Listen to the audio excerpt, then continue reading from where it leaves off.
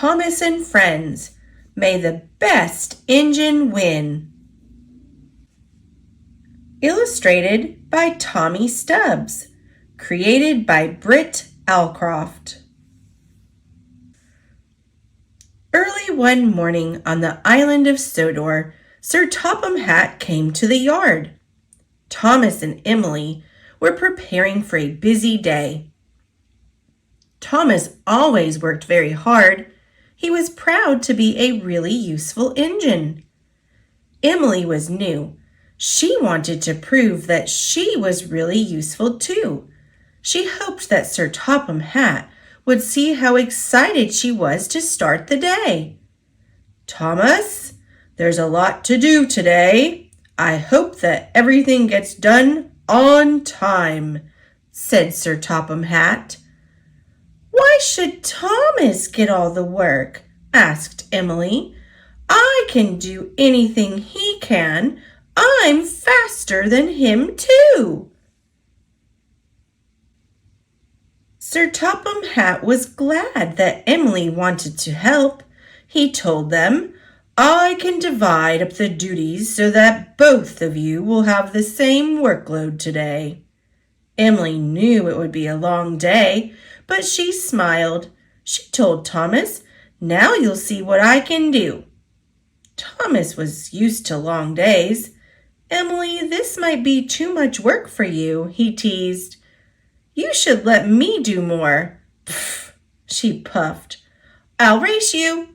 Whoever finishes and makes it back to the station first is the winner." "Let's go," peeped Thomas. With a peep and a poop, Thomas and Emily left the station side by side. Emily's first stop was the quarry. She'd brought crates full of new tools, and she had to stay in place while the workers unloaded them. After all the crates were taken away, the workers hitched her to freight cars full of large stones. Emily knew that really useful engines were supposed to be good at waiting, but it was difficult for her to be patient. "Please hurry," she told the workers. "I don't want Thomas to get ahead." While Emily was at the quarry, Thomas was running his branch line. He moved from station to station. At every stop, more passengers got off, and Annie and Clarabelle got lighter and lighter.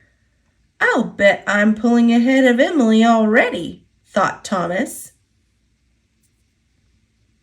Along the way to his last station, Thomas saw Emily. She was going to Sudbury with stone from the quarry. "There you are, slow coach," she called. Thomas laughed. "That stone looks awfully heavy," he said. He hoped that Emily would get tired from hauling such a heavy load. Thomas's second job was to deliver a load of barrels to the docks. He had to wait for the barrels to be moved onto boats. Thomas was not a very patient engine, but he knew it would do no good to win the race if he didn't do his job just right. "The other engines will tease me forever if Emily wins," he thought. He would have to go extra fast to his next stop. "Is it time to go back to the shed?" he asked his driver. "You still have to haul some troublesome trucks to Kronk," said the driver. Troublesome trucks were always bumping and bashing. Thomas had to work hard to keep them in line. "Don't try anything funny," he said as they left the station. But soon Thomas had to stop at a signal. The signalman explained, "Some rocks have fallen onto the tracks. You'll have to wait until the way is clear." "Oh, bother," said Thomas.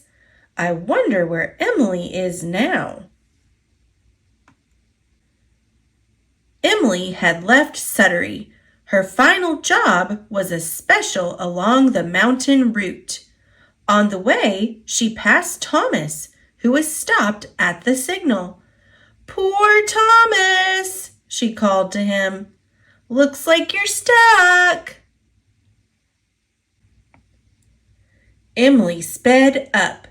She saw a sign warning of a winding track ahead, but she didn't want to slow down and risk losing the race. The track was difficult, and she was going too fast. Her driver told her to slow down, but it was too late. As Emily took a turn, one of her trucks tipped over. Now she had to wait for help. "Thomas will get ahead for sure," she thought. Thomas was having better luck. The rocks had been cleared, and he was almost done with his last job of the day. He saw Harvey moving on the opposite track.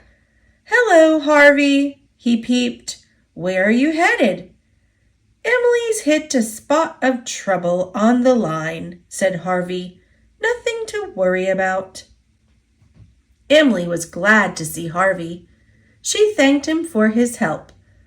"I'll take the rest of the path slowly," she said. "If I'm more careful, I still might beat Thomas." Thomas was having some difficulty with the troublesome trucks. They made him go faster than he wanted to, but his brakes were strong and he was able to stay on the track. Once the troublesome trucks were unhitched, he sped away toward home. "I hope Emily isn't there yet," he thought. The sun was nearly setting by the time Thomas arrived at the yard. He didn't see Emily anywhere. Emily arrived only a minute later. When she saw Thomas, she frowned. She had really wanted to beat him. Thomas saw her sad expression.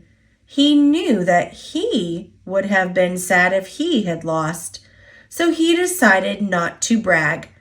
"That was a close race," he said. "You won fair and square," said Emily. "But I'll beat you tomorrow," she added. Thomas laughed. "We'll see about that."